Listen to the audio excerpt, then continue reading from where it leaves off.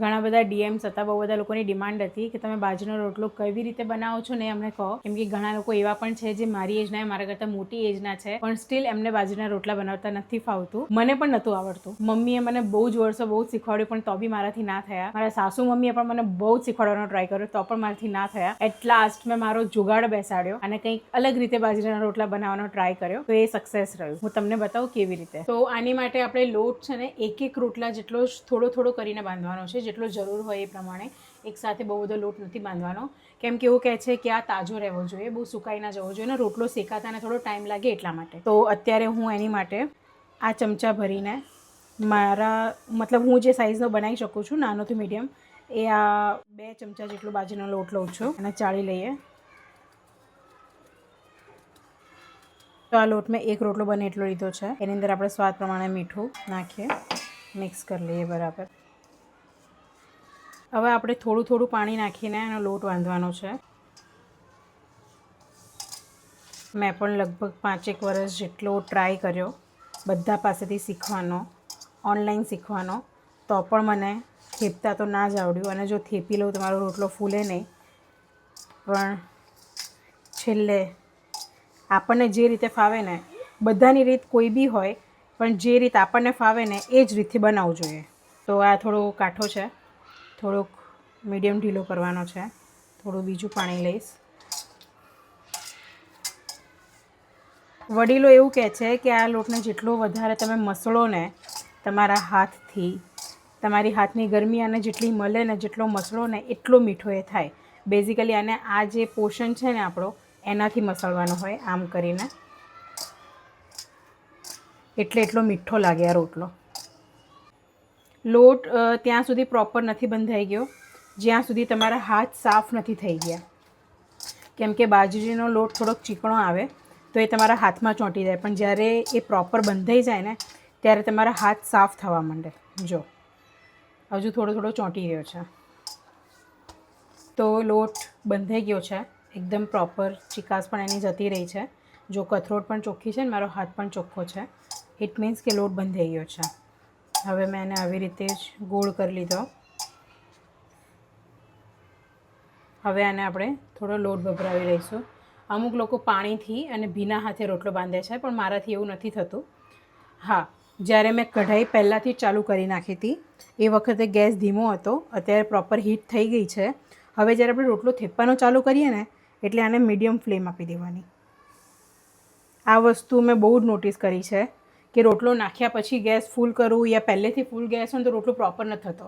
પણ પહેલાં ગેસ ધીમો રાખવાનો અને જ્યારે આપણે થેપવાનું ચાલુ કરીએ ને ત્યારે આવો મીડિયમ ફૂલ. હવે જ્યાં સુધી રોટલો ના થાય ને ત્યાં સુધી ગેસની ફ્લેમ ચેન્જ ના થવી જોઈએ. જો કરી લીધું, પ્રોપર લુઓ બનાવી લીધો. હવે આને ડાન્સિંગ રોટલો આવી રીતે હાથની વચ્ચે વચ્ચે રાખી અને દબાવતા જવાનું, એની જાતે ગોળ ફરતો જશે.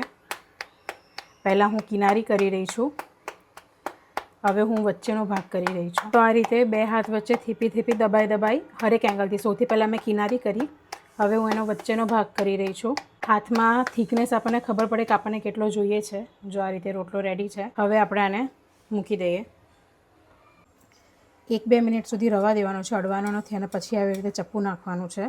જો ઊંચો થાય છે અને જો નીચે શેકાઈ ગયો છે એટલે પલટી નાખવાનો છે. ફ્લેમને અડવાનું નથી, આમને આમ જ રાખવાનો છે. હવે નીચેની સાઈડ વધારે શેકવાનો છે, ઉપરની સાઈડ એટલો બધો નથી શેકવાનો. થોડો રોટલો મારો બહાર આવી ગયો છે. ઇન બિટવીન બીજા રોટલાની તૈયારી બી કરી લઉં છું. હું લોટ બાંધી લઉં છું કેમ કે એને મસળવામાં ટાઈમ થોડો વધારે લાગે ને અને શેકાવામાં. હવે જે પહેલો રોટલો મેં બનાવ્યો હતો એ મેં તમને કીધું કે મારી યુનિક સ્ટાઇલથી બનાવ્યો હતો.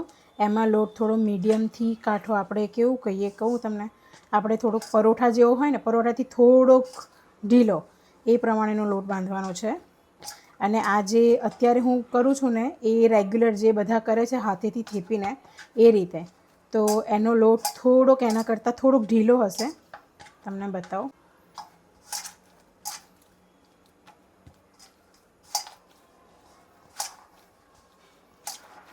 આપણે એને ઊંચો કરીને જોઈએ તો જોવાનું કે બધી બાજુથી શેકાય છે કે નહીં. વચ્ચેથી શેકાયો છે તો મેં એને ફેરવી દીધો કે વચ્ચે ફ્લેમ આવે. અહીંયાથી નથી શેકાયો એટલે આમ મૂકી દઈશ. બધી બાજુથી શેકાઈ ગયો છે એટલે આને આમ ઊંધો કરી દઈશ આની આ જ ફ્લેમમાં. જો રોટલો ફૂલ્યો અને એની જાતે જ ઊંચો થઈ ગયો. જો હવે હું આને કિનારે શેકી લઉં, એટલા માટે હું એને સાઈડમાં કરી રહી છું. હું એને ગેસ પર નથી શેકતી. પહેલાં એવું હતું કે મારે આવી રીતે તાવી પર નહોતો શેકાતો, ફૂલતો નહોતો, તો હું ગેસ પર કરતી હતી. પણ હવે મારો ફૂલે છે એટલે હું ડાયરેક્ટ આવી રીતે તવી ઉપર જ ઊંધો કરીને ફૂલાઈ લઉં છું.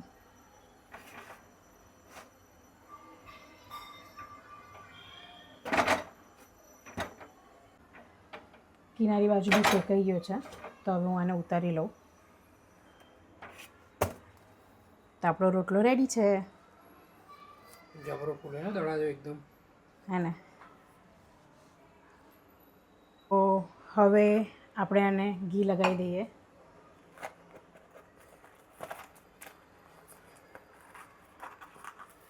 ઘી વગર તો રોટલો સાવ અધૂરો છે.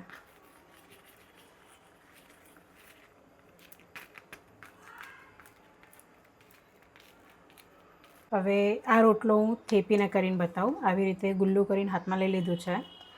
હવે આમ કરીને આપણે જે આ નીચેનો હાથ છે ને, આટલો પોર્શન, આનાથી આપણે આને પ્રેસ કરવાનો છે અને ઉપરથી એને હોલ્ડ કરવાનો છે. જો અને લોટ થોડો ભીનો છે, થોડો ઢીલો છે, એટલે હાથમાં ચોંટી રહ્યો છે. અને જો ના ચોંટતો હોય ને તો થોડું પાણી હાથમાં લઈ લેવાનું. આમ કરીને પહેલાં એની કિનારી, બહારનો આઉટર સાઈડ છે એ પહેલાં આપણે જે થિકનેસ જોઈએ એમાં લાવી દેવાની. હવે હું ધીરે ધીરે વચ્ચે જઈ રહી છું. એમાં બીજો એ જ પોર્શનને પકડી રહી છું. 1 મિનિટ, હું ગેસ ફૂલ કરવાનું ભૂલી ગઈ. હવે આખો સેમ કન્સિસ્ટન્સી થઈ ગઈ, સેમ થિકનેસ થઈ ગઈ છે. એટલે આખો હાથ યુઝ કરવાનો અને આંગળી અને આખી હથેળીથી પ્રેશર આપવાનું. જો અત્યારે આમ છે તો આ ઉપરનું સાઈડથી હું પ્રેશર આપી રહી છું. આમ છે તો અહીંયા આ પોર્શનથી પ્રેશર આપી રહી છું. એટલે તમને જે પ્રમાણે જ્યાં જે થિકનેસ દેખાય ને, જે પ્રમાણે તમારી પકડ આવે ને, એ પ્રમાણે તમારે આને પ્રેશર આપવાનું છે. સમજ્યા? સમજ્યા. જો જબરો મોટો બનાવ્યો હતો, મતલબ આપણી કલાડી જેટલો.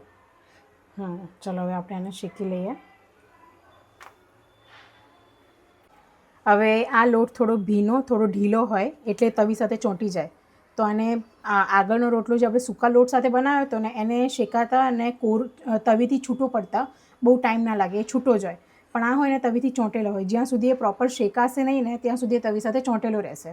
એટલે આને થોડોક વધારે ટાઈમ સુધી રવા દેવાનો છે અને પછી આપણે એને હળી કરવાની છે, નહીં તો આપણો રોટલો ભાંગી જશે. તો આપણે આવી રીતે થોડુંક ચપ્પુ મારીને ચેક કરવાનું કે બધી બાજુથી ઉખડી ગયો છે કે નહીં. જો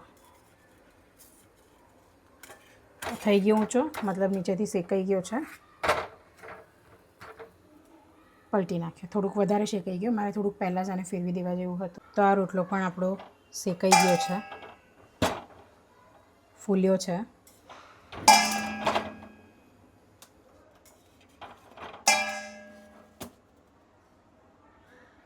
બંને રીતે બનાવી શકાય, બંને રીતે ફાવે. પણ જે મેં આ કીધું ને, જે મેં ડાન્સિંગ રોટલો જે મેં નામ આપ્યું છે, તો એ બનાવવા મને ઇઝી પડે છે આ બનાવવા કરતાં. એટલા માટે આની થોડી થિકનેસ વધારે છે, કેમ કે આને હું એકદમ પતલો નથી કરી શકતી. અને આની થિકનેસ થોડી ઓછી છે, કેમ કે આને હું મન ફાવે એટલો પતલો કરી શકું છું. પરોઠા જેટલો પણ પતલો હું આને કરી શકું છું, એ રીતે હું બનાવું તો. પણ આની થિકનેસ હું એટલી પતલી નથી કરી શકતી. તો જો આ રીતે મારા રોટલા રેડી છે.